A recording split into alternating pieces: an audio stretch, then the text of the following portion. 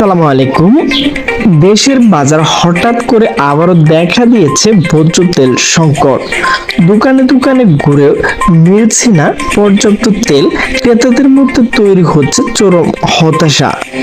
রাজধানী থেকে শুরু করে জেলা উপজেলা পর্যায় পর্যন্ত অনেক দোকান তেল ও পাম তেল সরবরাহ কমে গেছে। ক্রেতারা অভিযোগ করছে চাহিদা থাকলেও দোকানিরা নির্ধারিত পরিমাণে তেল দিচ্ছে না। বিশেষজ্ঞদের মতে বাজার কিছু অসৎ ব্যবসায়ী সিন্ডিকেট করে কৃত্রিম সংকট তৈরি করছে, ফলে হঠাৎ করে তেলের দাম বেড়ে যাচ্ছে এবং সাধারণ মানুষ পড়ছে চরম ভোগান্তিতে। একজন ক্রেতা বলেন, আগে যে তেল 2 লিটার নিতাম এখন 1 লিটার ঠিক মতো পায় না। আরেকজন জানান, দাম বাড়লেও মান ও সরবরাহ কোনোটাই স্থিতিশীল নেই।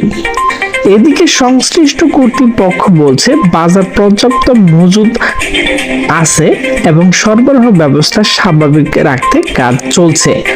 তবে বাস্তব বাজারে এর প্রভাব খুব একটা দেখা যাচ্ছে না।